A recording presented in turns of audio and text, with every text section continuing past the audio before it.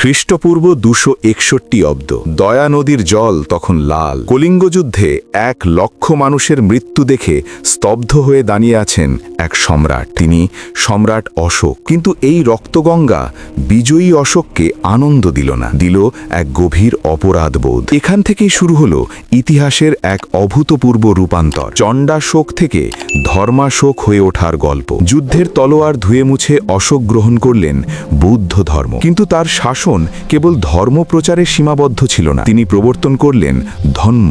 এটি কোনো প্রথাগত ধর্ম ছিল না, ছিল এক মানবিক আচরণবিধি। তিনি ঘোষণা করলেন, এখন থেকে রাজ্য জয় হবে তলোয়ার দিয়ে নয়, বরং মানুষের হৃদয়ে জয় করে। তার শাসনের মূল মন্ত্র হয়ে দাঁড়ালো সব্বে মুনিষে পজা মামা, অর্থাৎ সব মানুষই আমার সন্তান। কলিঙ্গ যুদ্ধের পরের 36 বছর অশোক যা করেছিলেন তা আজও আধুনিক বিশ্বের জন্য বিস্ময়। তিনি বিশ্বের প্রথম শাসক হিসাবে মানুষ এবং পশু উভয়ের জন্যই আলাদা হাসপাতাল তৈরি করেন, রাস্তার ধারে ছায়াদার গাছ লাগানো, প্রতি 8 কিলোমিটার অন্তর কুঁয়ো খনন এবং পথিকদের জন্য বিশ্রামাগার নির্মাণ ছিল তার নিয়মিত কাজ। তিনি নারী কল্যাণের জন্য আলাদা স্ত্রী অধ্যক্ষ নিয়োগ করেছিলেন এবং বন্যপ্রাণী শিকার নিষিদ্ধ করেছিলেন।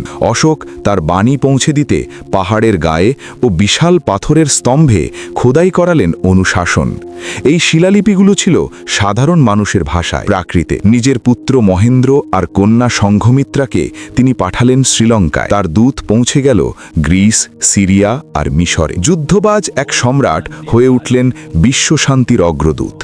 ভারতের জাতীয় পতাকায় থাকা আজকের অশোক চক্র সেই ন্যায় বিচার ও অগ্রগতিরই প্রতীক। 232 খ্রিস্টপূর্বাব্দে যখন তার মৃত্যু হয়, তিনি রেখে যান এমন এক সাম্রাজ্য যা অস্ত্রের জোরে নয়, বরং নৈতিকতার জোরে টিকেছিল। ইতিহাসে অনেক রাজা এসেছেন, সাম্রাজ্য গড়েছেন, কিন্তু প্রজাদের প্রতি পিতার মতো ভালোবাসা আর অহিংসার এমন নজির সম্রাট অশোক ছাড়া আর কেউ দেখাতে পারেননি। তিনি ছিলেন ইতিহাসের সেই বিরল নক্ষত্র, যিনি জয়ী হয়েও রাজ্য ত্যাগের বদলে নিজেকে সেবায় উৎসর্গ করেছিলেন।